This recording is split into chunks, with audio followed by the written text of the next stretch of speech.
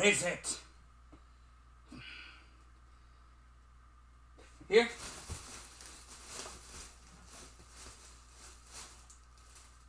No. I thought I remembered. No idea. Didn't think I would need it. But it's here. It has to be.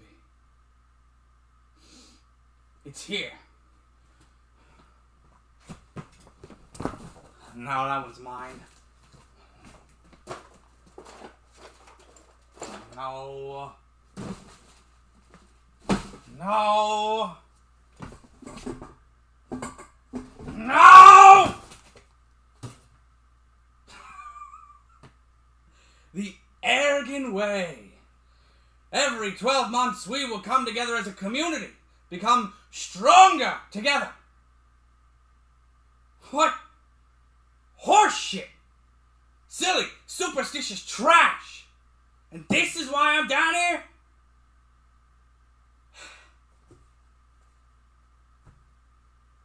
Why am I doing this?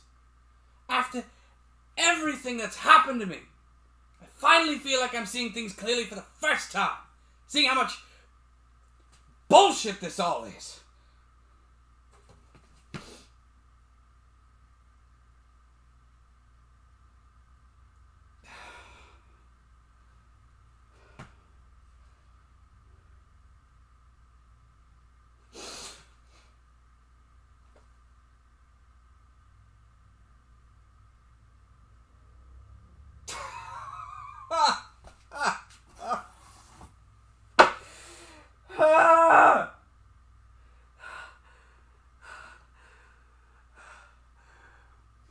But if they're right, I'd be dooming him. I need to do this. I need to find it. Wherever it's been stored away. It never crossed my mind that I would need it myself, but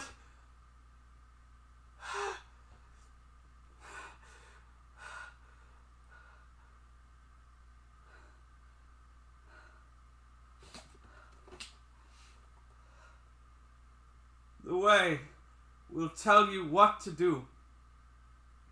The Ergen Way. The importance of our masks.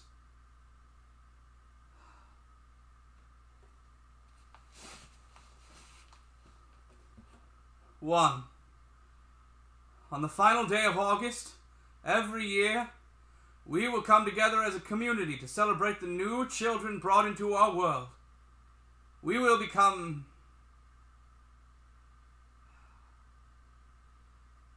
stronger together.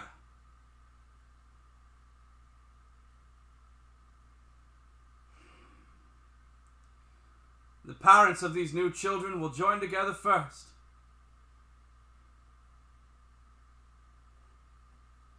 I was a new father, a first-time father. He was born in July. When I held him, he was so warm. He squirmed a bit, but did not cry. I think he wanted someone else to hold him.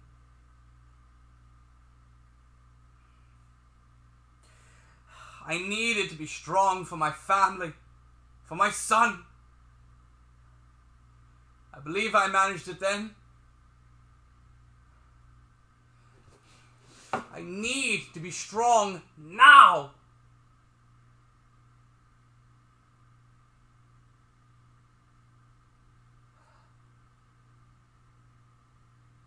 I don't see how I can.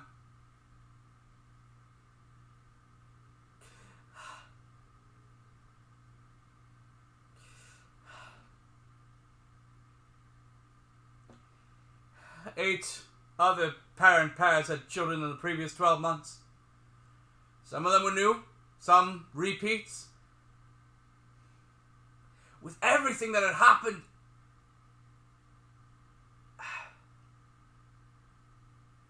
Like any new parent, I felt overwhelmed.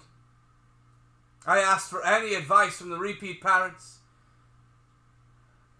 They were nice enough, gave me advice I had already heard countless times over.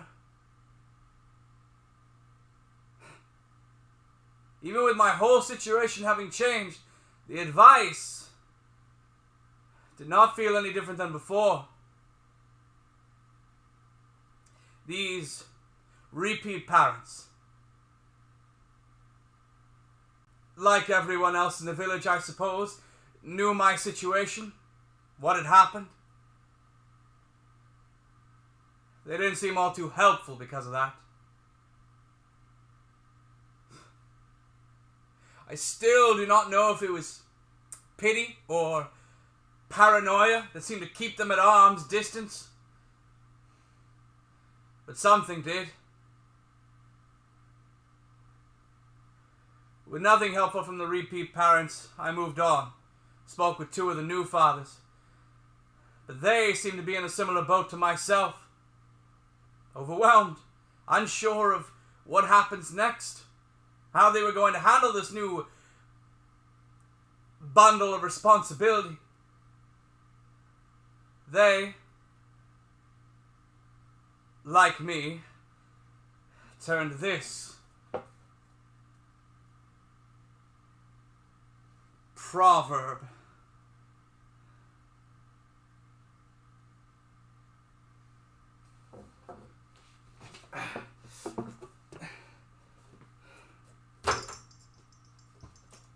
Two, the pilgrimage. In preparation, the priest will have chosen a pine tree. Starting from the church, the priest will escort the parents to their new tree.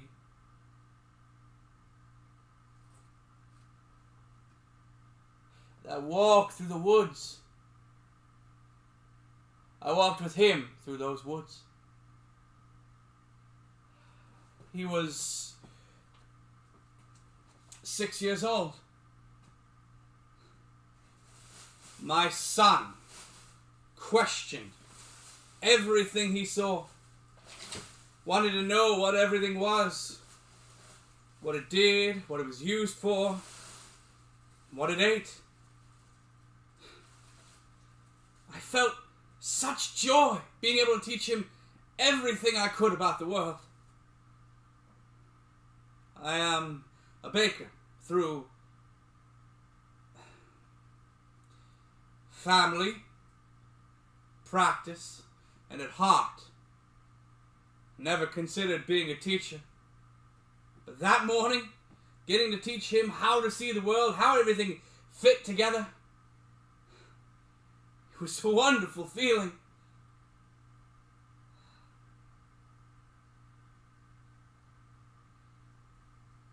Maybe I could have been a teacher. Maybe I could be.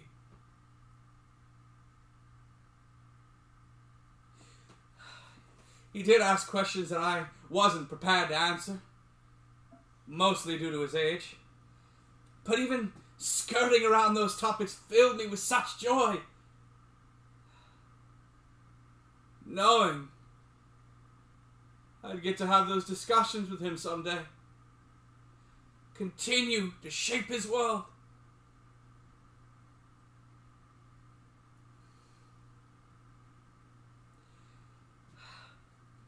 Then, just as we had when the priest escorted us to the tree, we came across the cursed house.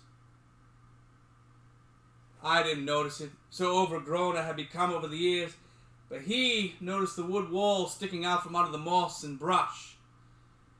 He asked what it was. I didn't see what he was talking about, though I cannot tell if that was genuine or my mind creating a willful ignorance. He had to point it out to me. When I saw it, the fear that flooded through me, I stopped, frozen in my tracks. He kept walking the path. Made it a few more steps before noticing I was no longer beside him. He came back, asking again what that wood was. I bent down to be on his level. My voice was probably shaky. If I think about it, I can still feel the same fear I felt then. Renewed now. I told him there are very few places that are off limits in the village, even for someone as young as him. But that place is off limits to everyone, no matter their age. I told him he needed to promise me that he would never go in there. He hesitated, placed his arms behind him, kicked his feet a bit. An act I knew meant he was nervous. I pressed again that he needed to promise me. He took a few moments longer, did not look me in the eye, but did say that he promised.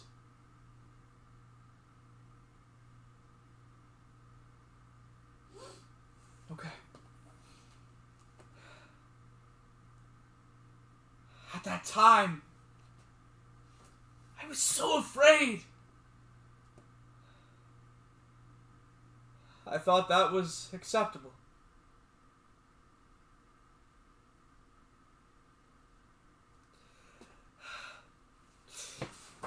Three. The new parents must touch the tree's trunk. Thank the Mother Nature for its blessing. For the Mother Nature cannot fully understand our speech, but can understand our tone, our vibrations. Apologize for what you are about to do. The new parents, one by one, will swing with the axe into the tree to cut it down. Then, the whole community will follow, one by one. Through this action, we will be brought closer together as a community.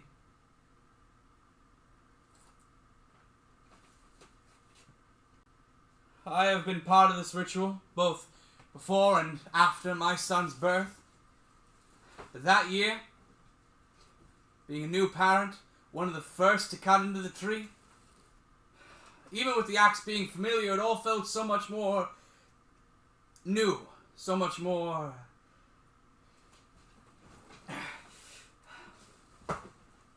powerful. A strength I needed during that time. After my turn, my one strike, I, like so many others, backed up and turned my head to the sky. Watched the tree as it shook from each cut into it. As the base became smaller and smaller, weaker and weaker, the tree's movement changed. It didn't just shake. It wobbled. That swaying took me back nearly 2 years prior. It was a holiday, a celebration. And like so many other holidays, food was feasted on and drink was flowing. We were all a very loud and merry bunch. Then I saw her, Jezebel. We had already been teasing one another for some time before that, but in the fire's light, the dance she was doing, she was even more beautiful. I joined her, and we danced together. At first in a raucous manner, then a more slow one. swaying in the slightest way. Yet one that made me feel like I was barely attached to the ground. It was love. Fast moving, quick to reach the peak, and quick to end.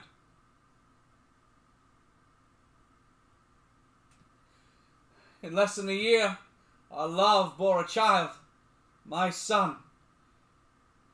Though I didn't know what he would be then. But I certainly wished.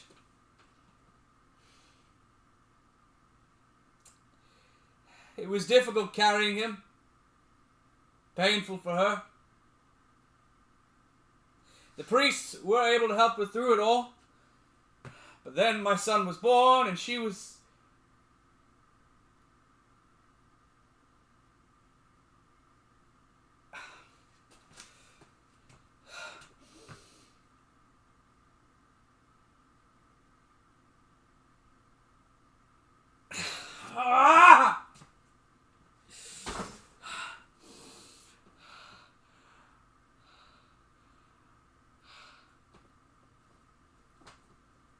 Gone!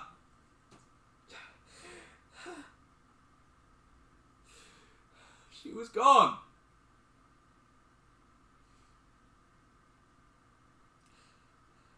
I needed to be strong for his sake. But I couldn't bring myself to search for her mask. One of her family members grew tired of waiting for me to do it. Came over and found it himself. I attended her body's exhibition and burial, but did not speak. Couldn't. Her family did all that as well. I wished my own could be like that, for his sake.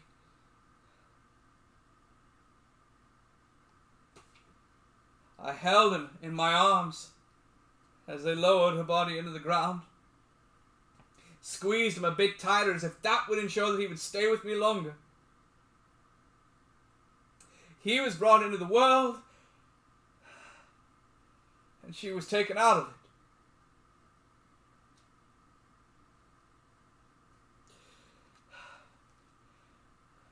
I was grateful for him, for his life, for his health. I would never consider trading his life for hers. But why couldn't I have both? I wanted both. My life would have been perfect if I had just gotten what I wanted. Why couldn't you have given me what I wanted? All the other parents had it all. Why couldn't I? I could have had everything!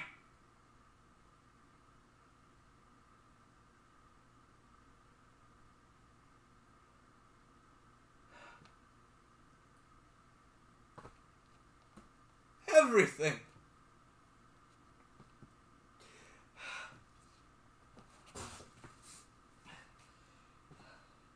Sharing the wood.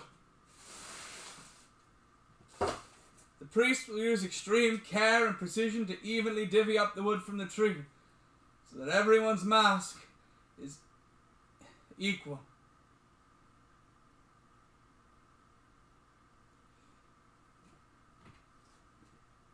He was 4. He was playing with other kids.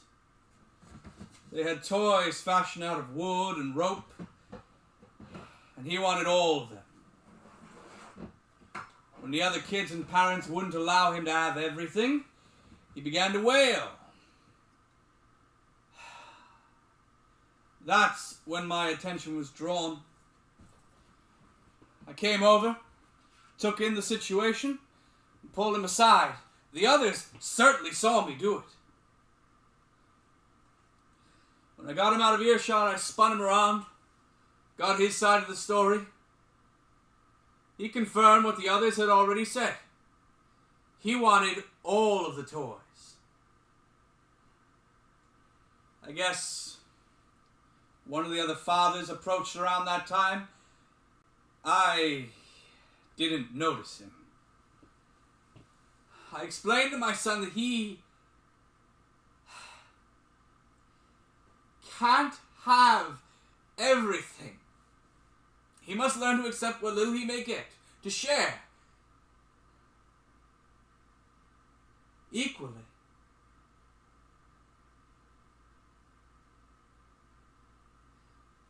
He nodded his head, but I could tell, like so many other lessons I had tried to ingrain in him, that it wasn't taking root. That my words were going in one ear and out the other. I told him he's not special, not inherently.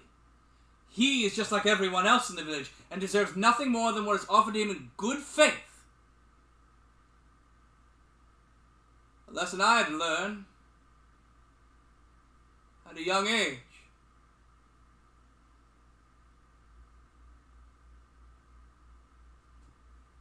I hope that the more realistic message, though a bit direct and rude, would get through to him. I have no idea if it did, but I asked him if he understood me. He said yes.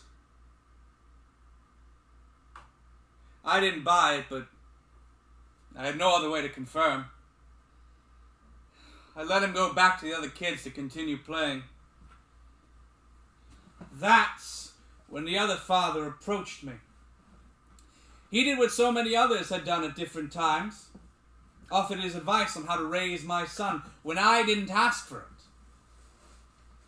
He told me that lesson was particularly mean and only served to tear him down. I told him that was a lesson my parents taught me around his age. It was about time he heard it too. He questioned if I had ever considered that my parents were wrong. And if they were, by passing that wrong lesson on to him, I was continuing a, as he called it, chain of pain. Forging the same links forced onto me and ensuring my son will continue that chain to the next generation and the next. He said it was easy to walk away from it. Just need to recognize it.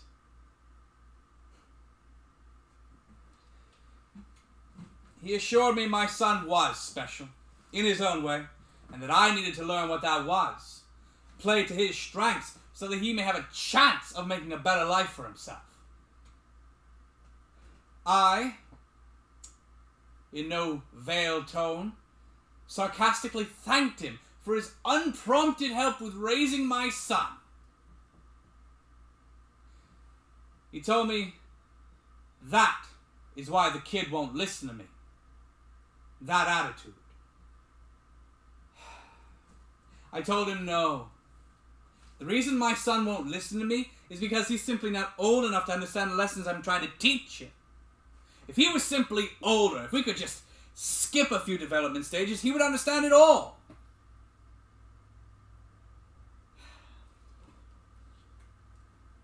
That was a bit harsh, what I had said. I stated I know it's not possible, that these are all necessary steps on the path. But I was admittedly worn down by these early stages. Just wanted to move on to later ones. The other father still did not speak. I looked back to him, expecting to see him amazed by my logic. Instead, he looked stunned, disbelieving. He said something I didn't understand. Still don't. It was nonsense, like most of what he had said before.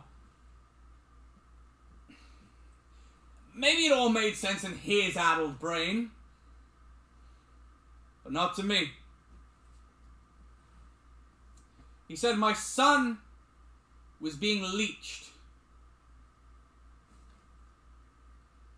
My son to that point had always been healthy. We had never needed to use leeches. Assumptions on his end. Or, like I said, an addled brain that one had.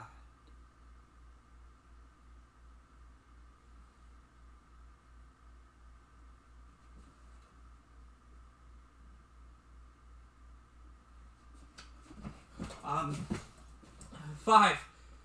Preparing the wood. Pine trees have flayed, jagged bark. Each parent will need to cut and sand down the bark to make sure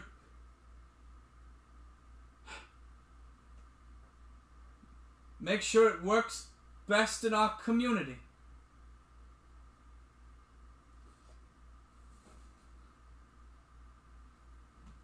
He was 8 years old, an age where he started to believe he knew everything.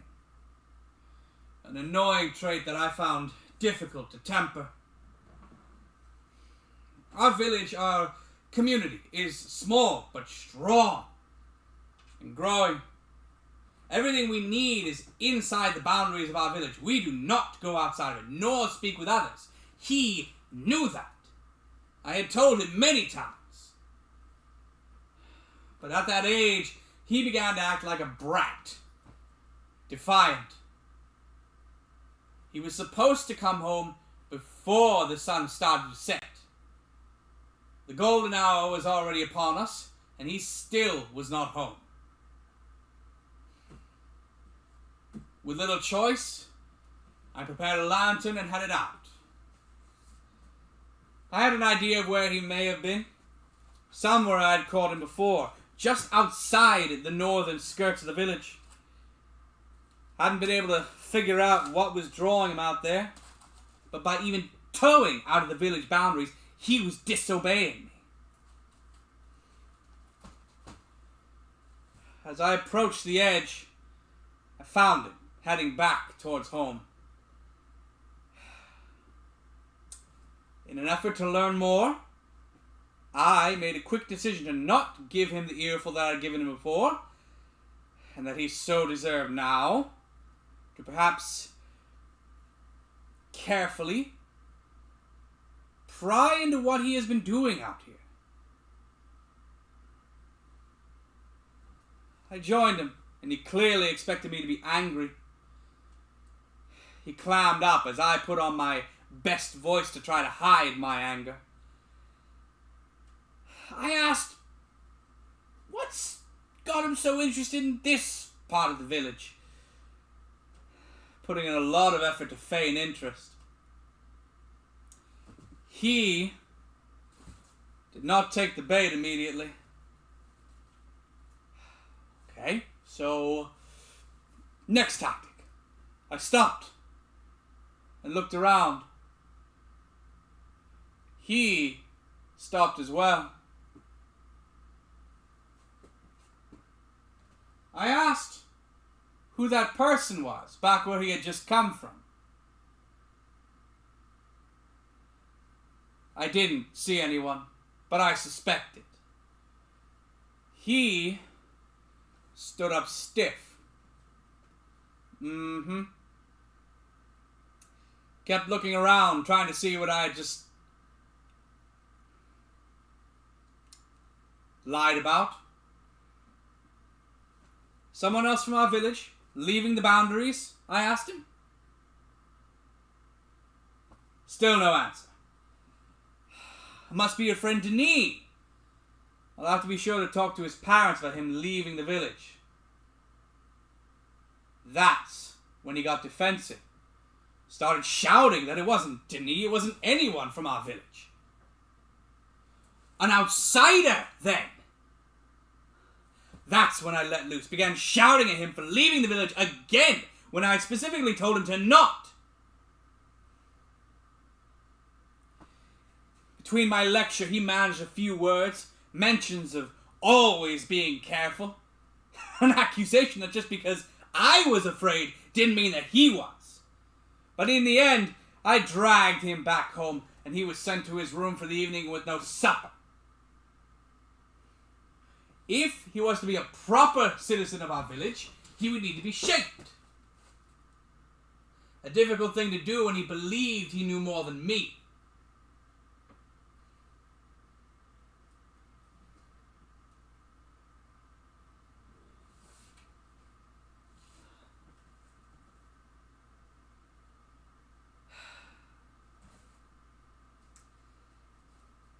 Six, carve the mask.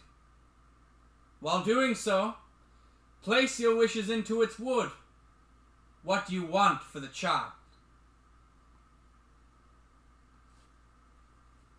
I suppose I wanted what most of the other parents did.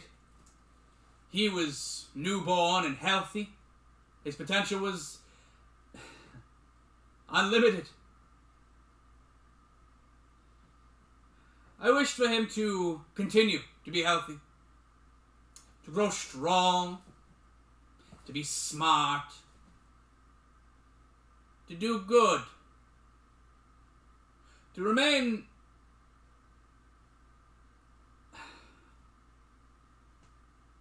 honest,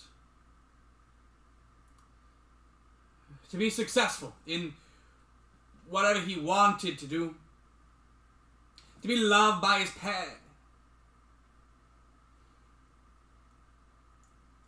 father,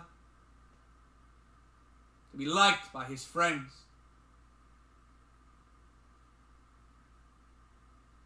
to not be held back by those who express outdated ideas, to change with the times, to not feel alone when surrounded by other family members, to not be cast out, to be forgiving when needed.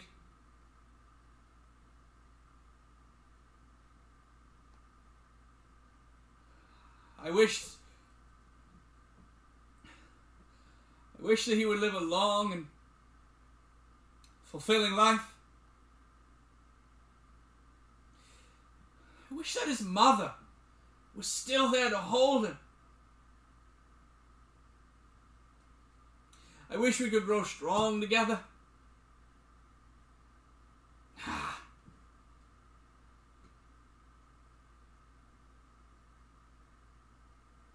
I wish we had played more games. I wish I heard him laugh. One more time. I wish I saw him smile more.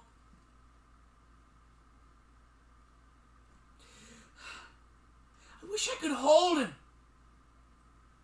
tightly.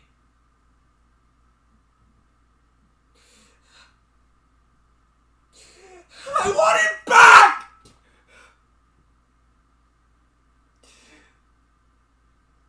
Please. Give it back to me.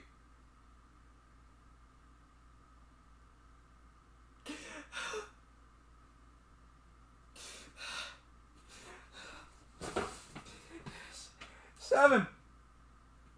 Cherish and treasure the mask. Pass it down to them when they are of age. Or use it if they do not.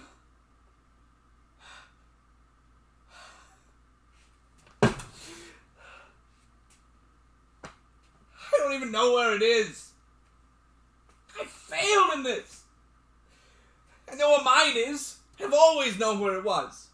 Kept it handy and in plain sight, though not because of my parents' belief in our ways, it was always for me. I always figured it would be mine that would be needed first. Is that such an unreasonable thought? That I should pass on before my child? That would be him putting my mask up and lowering my body into the ground, rather than the other way around? Why do I even...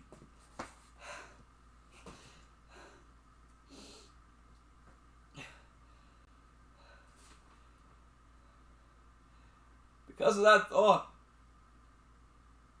never really kept close track of his. I always figured I would put in the proper search when he was of age. And I would pass it to him. He definitely knew of our ways. I had told him of what would happen in the years to come. That he would need to carve masks for any children that he would have. And I certainly believed that he would get the opportunity to have more than one child. I just wanted him to have more than I ever did. A better connection with his family. A better childhood than I got. Live a life more in line with what I wished I had got.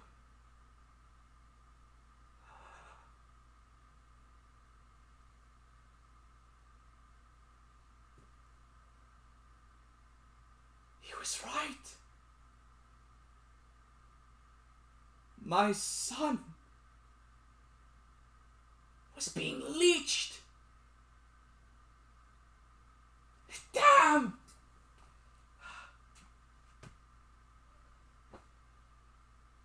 He was right. He wasn't getting the life he deserved. I was giving him the one I had wanted for myself. The one I had lost out on. I never asked him what he wished for.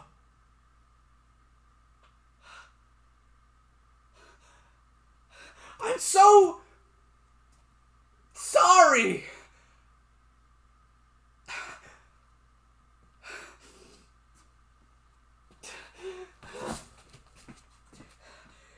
Eight. 7 days after the pine tree's removal, with the finished masks in hand, the new parents will come together again. The priest will give each of them a seed pulled from the tree's cones. In the hole where the stump has been uprooted, the seeds will be planted.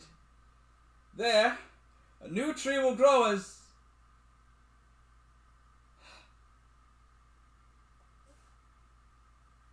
a new generation comes of age in our community.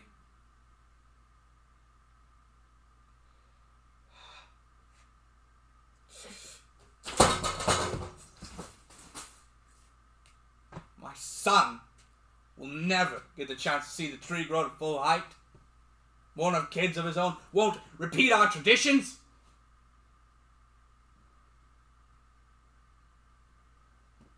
The tree is still young. Maybe I should tear it down.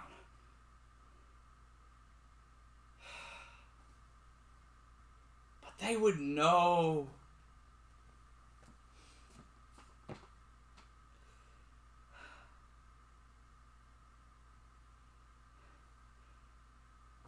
He was laid up in bed. Had been severely ill for almost a month. The priests did what they could. All that they could. But nothing seemed to lead him on the path of recovery.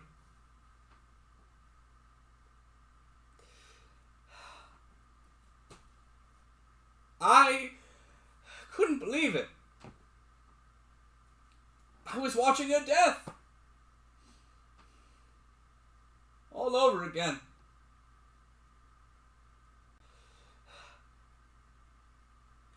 We had several talks when he was of sound enough mind to do so.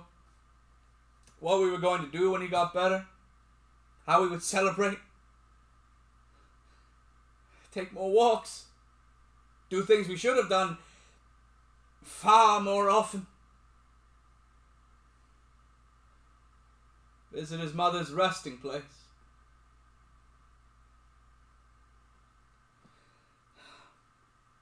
The priests said that I needed to keep his spirit elevated, keep pumping him up with hopeful ideas. There was no root or plant that could work on what ailed him, so he would need strength of his own to pull him up. Despite knowing there had never been a case I was able to overcome this disease. It was never said, but we all knew it. It was not a disease of sickness. It was a disease of the soul. One that created bouts of delirium. Long times where he would see something of somebody who wasn't there. Take part in conversations that weren't actually happening.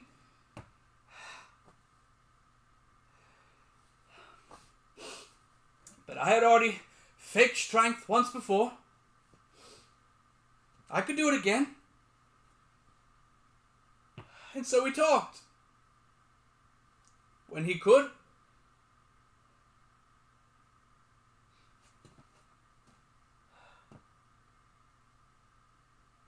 The last night, he was all together again. He apologized for not listening to me. There was a piece of me that was happy to hear him say that I was right. And I hate that the thought was there. But I ignored it. Did what I needed to keep his spirit up. I showed him it was okay. We all make mistakes.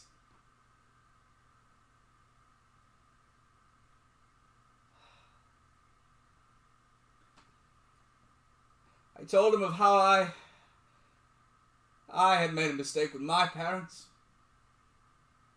I created such a storm between us. We did not talk for years. It was only later, as my mother was passing, that I was able to make amends with my father. Realized the whole thing was caused by a misunderstanding. One misspoken word and everything had fallen apart. But then we knew the reality of the situation. That there really was no one to blame. Just a mistake.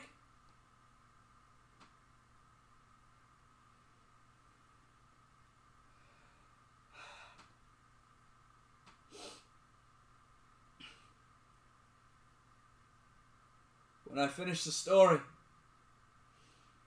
I noticed how wide his eyes were. There was a moment of believing that I had managed to get a real lesson to settle into his mind.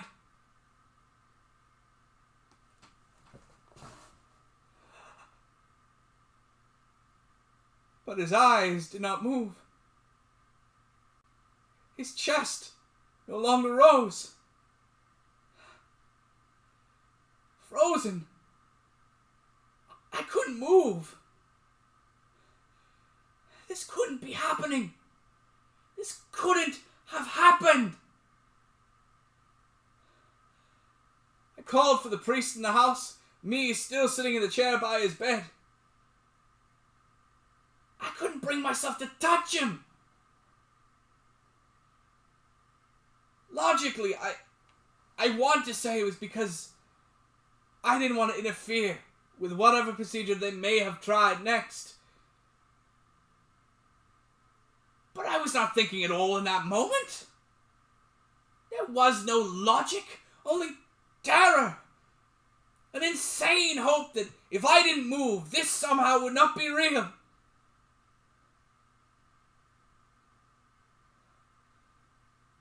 But it was.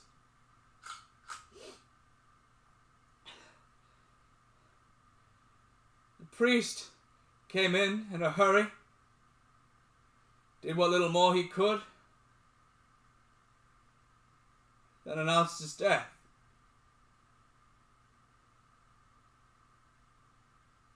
My son was 9 years old.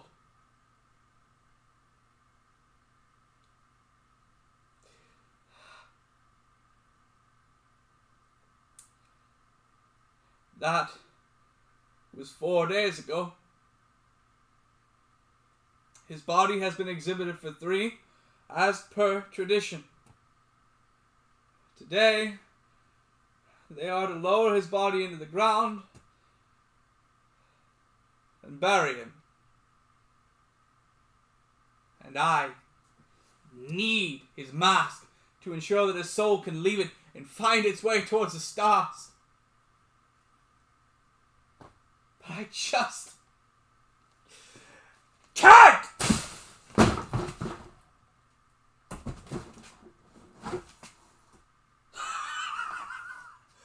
Finally! Here it is! Thank the gods! His spiritual mask, crafted by me. And only me. So that his soul may leave his body and find its way towards the zenith above.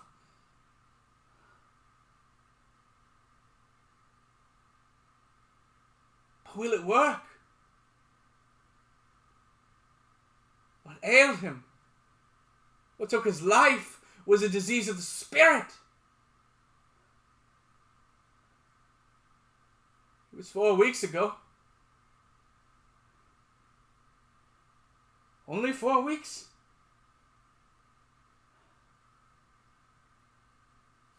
The sun was setting, and he still had not come home. I went to the northern part of the village again. Despite the punishments from before, he had done it again.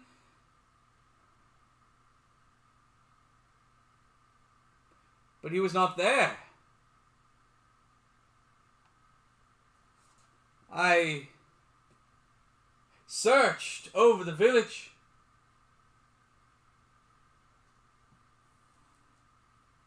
In the final moments of light, I found him.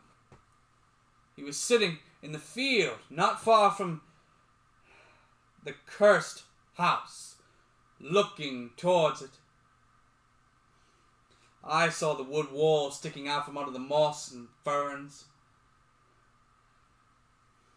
The fear chilled me again.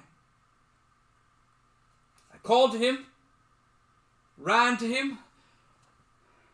He turned his gaze to me, but did not get up. He said he was dizzy. I tried to ask, but I couldn't get the question out of my throat. I looked to the cursed house and his energy seemed to revitalize. He jumped in, telling me, no, he did not go in there. He was just not feeling great. That was all. He tried to stand, but couldn't keep his balance. I picked him up and took him home. He was so warm in my arms.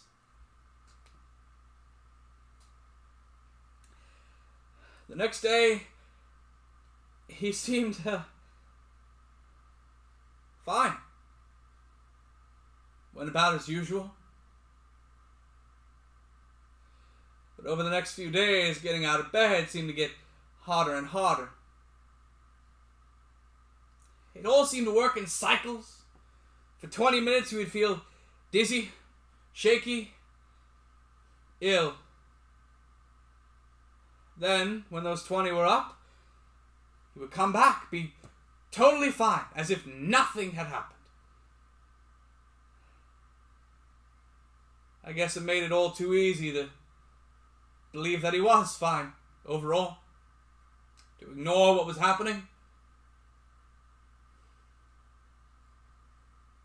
To hope. 2 weeks in, he couldn't get out of bed anymore. And that was during the good cycles. I had to get the priests. I suppose by then I knew it.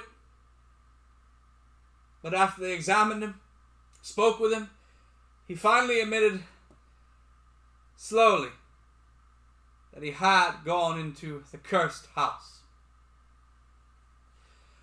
The damn thing that would kill him!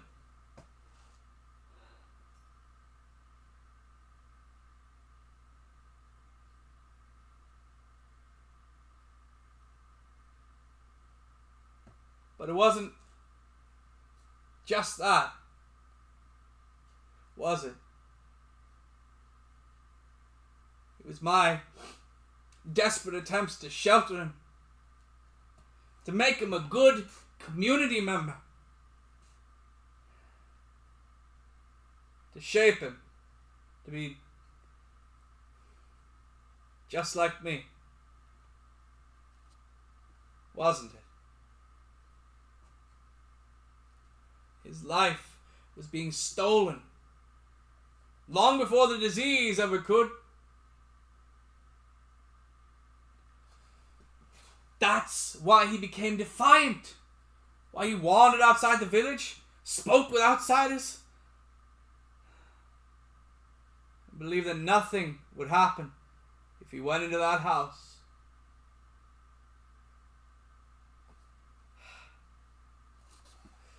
We all are to blame, aren't we?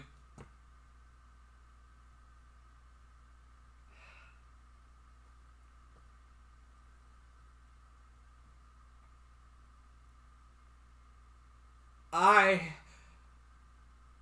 am to blame.